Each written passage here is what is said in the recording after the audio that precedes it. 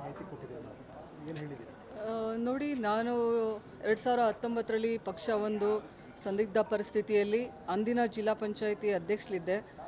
ಪಕ್ಷ ನನಗೆ ಅಂದು MP ಚುನಾವಣೆಗೆ ನಿಂತ್ಕೋಬೇಕು ಅಂತ ಹೇಳಿದಾಗ ಚುನಾವಣೆಗೆ ಸ್ಪರ್ಧೆಯನ್ನು ಮಾಡಿ ಕಡಿಮೆ ಅಂತರದಿಂದ ಸೋತಿದ್ವಿ. ಅದಾದಮೇಲೂ ಕೂಡ 5 ವರ್ಷ ನಾನು ಪಕ್ಷದ ಒಂದು ಚೌಕಟ್ಟಿನಲ್ಲಿ ಪಕ್ಷಕ್ಕೋಸ್ಕರ ಕೆಲಸ ಮಾಡಿ 2023ರಲ್ಲಿ ಅಧಿಕಾರಕ್ಕೆ ಬರೋದಕ್ಕೂ ಕೂಡ ಸಾಕಷ್ಟು ಶ್ರಮವನ್ನು ವಹಿಸಿದ್ವಿ.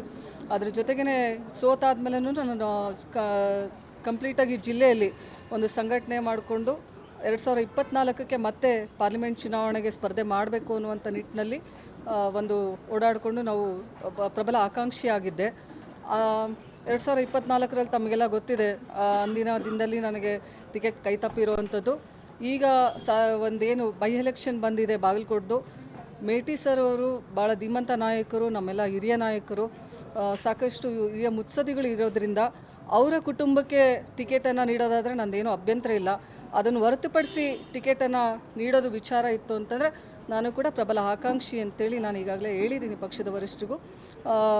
ಪಕ್ಷಕ್ಕೋಸ್ಕರ ಸಾಕಷ್ಟು ದುಡಿದಿರೋ ಅಂಥದ್ದು ನಿಟ್ಟಿನಲ್ಲಿ ಪಕ್ಷಕ್ಕೋಸ್ಕರ ಸಾಕಷ್ಟು ನಾವು ಮಹಿಳಾ ಘಟಕವನ್ನು ಮಹಿಳೆಯರನ್ನು ಸಂಘಟಿತ ಮಾಡಿದ್ರಲ್ಲಿ ಆಗಿರ್ಬೋದು ಸಾಕಷ್ಟು ಶ್ರಮ ವಹಿಸಿರೋದ್ರಿಂದ ನಾನು ಕೂಡ ಒಬ್ಬ ಪ್ರಬಲ ಆಕಾಂಕ್ಷಿ.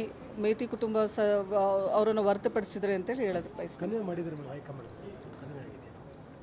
ಹೇಳಿದ್ದೀನಿ. ನೋಡಿ, ನಾವು ಜಿಲ್ಲಾ ಮಟ್ಟದಲ್ಲಿ ಹಾಗೂ ರಾಜ್ಯ ಮಟ್ಟದಲ್ಲಿ ಯಾರ ಗಮನಕ್ಕೆ ತರಬೇಕು ನಾವು ಅವ್ರಿಗೆ ಹೇಳಿದ್ದೀವಿ. ಅವರ ಕುಟುಂಬಕ್ಕೆ ಕೊಡೋದಾದರೆ ನಮ್ದು ಯಾವುದೂ ಅಭ್ಯಂತರ ಇಲ್ಲ. ಅವರನ್ನು ಹೊರತುಪಡಿಸಿ ಕೊಡೋದಾಯಿತು ಅಂತಂದರೆ ನಾನು ಕೂಡ ಒಬ್ಬ ಪ್ರಬಲ ಆಕಾಂಕ್ಷಿ ಅಂತ ಹೇಳೋದಕ್ಕೆ ಬಯಸ್ತೀನಿ. ಧನ್ಯವಾದಗಳು. ಈ ವಿಡಿಯೋ ನಿಮಗೆ ಇಷ್ಟವಾದಲ್ಲಿ ಲೈಕ್ ಮಾಡಿ, ಶೇರ್ ಮಾಡಿ, ಸಬ್ಸ್ಕ್ರೈಬ್ ಮಾಡಿ.